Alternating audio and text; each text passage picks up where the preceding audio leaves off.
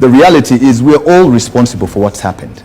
All of us who've not sorted waste, all of us who've dumped waste illegally, all of us who've not taken decisions to reallocate that landfill that's been active from 1996. But to start off, I think one of the key aspects that should be addressed is segregation from source. If we're able to segregate waste at source, then we will be able to at least reduce the pressure of waste management infrastructure such as landfills and the rest. There's a lot of resource that can be recovered through recycling, reuse, and reduction of waste. And companies that are embracing a circular economy have really moved forward. I'd also like to end by just saying this, that there is no country in the world that has attained middle income status without proper waste management practices. Look at Japan, look at Singapore, look at the Netherlands, look at countries like Sweden. The list is endless. We have to change our mindset. It's a call for action. This is just the tip of the iceberg. Rodney, given the increasing resistance that we are hearing from communities to new landfill sites, what alternative waste management strategies do you know of and that can fit into our pocket? Fantastic.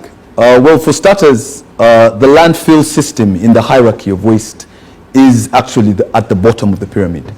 There are options such as waste to energy, but for now that could be far-fetched because that needs a lot of infrastructure. We could start basic with single stream recycling and sorting at source. If we can simply put our organic waste and our recyclable waste or dry waste such as paper and plastic separately, we will reduce the pressure on the landfills. But also at the same time, circular approaches such as recycling for plastic, producer end responsibility. I'm here to tell you that the amount of glass that companies collect from bars and so many other places is ridiculous. We need to change our mindsets and create value for that. There's anaerobic digestion for organic waste. There are many people into agriculture that can use this waste as fertilizer for plantation agriculture. There's also animal feed through the black soldier fly that can be generated for this. There are many options. And Kitezi should be a lesson because so many other cities that are coming up do not have alternatives for waste management. And this will be a problem next week, the week to come, or even years to come. What will we tell the generation after us? Rodney, ours is a very complicated one because some of the examples of countries where you gave, yes, the citizens themselves are more responsible than the citizens in the country you and I live in. True. So the sorting is done by the individuals before even the waste goes out there. So that's one of the problems. But that's for another day. But for now, how can authorities build trust with residents to make them understand that there is a problem and we've learned our lessons and therefore this time around when we bring waste, we're going to do better? Well, first of all, thank you very much. It's a very good question. I think in the African setting, we need to set African solutions for African problems.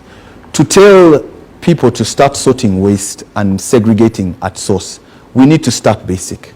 We can't create bins for every single waste stream, but we can start by taking responsibility. Individually, it's a mindset change. These countries that I've talked about also transitioned with time, but there has to be a collective effort. If you're in the leadership, pass those bills to enforce waste segregation.